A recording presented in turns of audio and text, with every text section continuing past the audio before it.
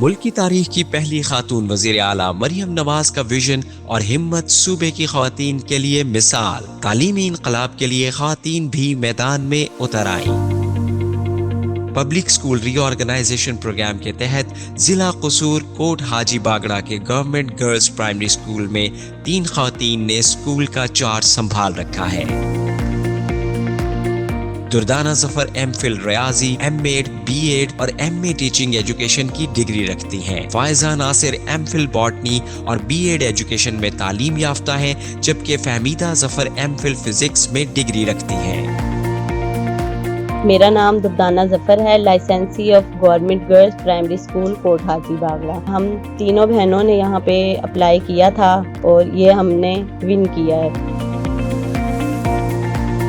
Out source ہونے سے قبل اس اسکول میں صرف 60 طلباء زیر تعلیم تھے، جبکہ ایک استاد ڈیوٹی نبھا رہا تھا، مگر اب یہ تعداد بڑھ کر 132 ہو چکی ہے۔ اسی طرح 5 اساتذہ بچوں کو معیاری تعلیم فراہم کر رہے ہیں۔